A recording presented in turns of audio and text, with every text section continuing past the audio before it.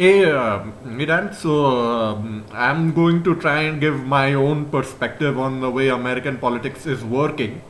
As you probably must have guessed by now, I'm not an American myself. I'm in India, and most of what I know about what's happening these days comes through the internet. You know, Twitter feeds, YouTube channels like your own channel and the Young Turks. They are my primary sources on news and uh, and I'm going to discuss the gun issue a little bit here and a little bit here, and I think it ties in a bit to some of the larger problems that are affecting the American political system. And to be quite frank, these are problems that democracies in general are quite susceptible to. Now, starting on this American debate on guns, there's quite a bit of dissonance between how America perceives its guns and how other countries do. I think most other democracies, I can certainly say for India, I can certainly say that for India and for you brought up the example of Australia. I think the UK also has a similar case of much stricter gun laws. In these countries, having difficulty getting access to legal firearms is the norm. Is the norm. I've often come across people saying that why are getting guns in America easier than getting a driver's license, and I do agree with them. It it really seems way too easy from my perspective to be getting a gun in America. No, but the geographic dissonance aside, I think the larger problem as to why it's so difficult to reach a bipartisan solution on such hot button issues is the increasing polarization and corruption of politics as they are. India also suffers from a severe case of this. Unlike America, we have a multi-party system. So, the parties often, pander not only to the vote bank that they are trying to secure, they also have try to pander to other party members. And so you'll often, try to arrange ministerial portfolios based on what alliance you're trying to make. And at the same time, you need funding for your campaign.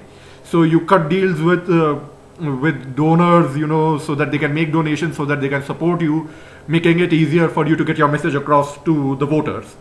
And another very nasty way of securing your vote bank to make sure that the same types of people are going to vote for you again and again is to try and polarize them. You turn them against the other party. You feed on their paranoia and insecurity so that they become more and more emotionally dependent on your party, what your party stands for. So the more the Republicans hate the Democrats, the more dependent they are on the values of the Republican Party, the better it is for the party in the conceivable short term. Because this vote bank that you secured through polarization is always going to vote for you again and again. That's what you're trying to ensure. Now, now, this polarization often has horrible side effects. In India, religious disputes happen because of the divisive rhetoric of politicians. And in the US, I think the gun control issue might be a side effect of the increasing polarization. I've heard of politicians trying to bend the rules so that they can gerrymander their constituencies, modify the size of each constituency so that it's more homogeneous, more populated with the kind of people who will always vote for you. Therefore, you get more seats in the Senate or whatever, and that contributes to the polarization of the voters.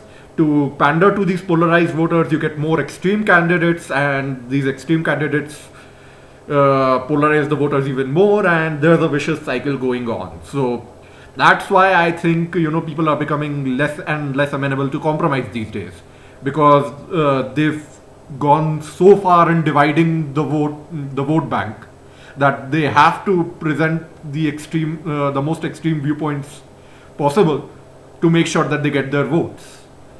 And And the Young Turks have also pointed out that one of the biggest problems with American politics today is the heavy reliance on wealthy donors. Like I said, you cut deals with donors so that they fund your campaign and they support you. So you have to pander to these donors' interests to if you ever get elected. So if, if there's a flourishing arms industry, if the NRA has a lot of money, there will be political camps willing to pander to these guys. And if you want to pander to the arms industry, then you have to maximize access to guns so that the arms industry can do their business better.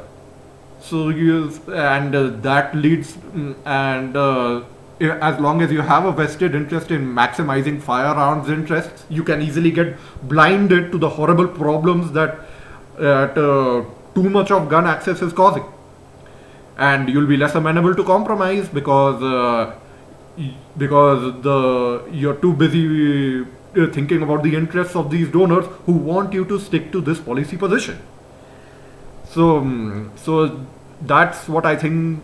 These are what I think are the biggest problems with U.S. politics as I see them.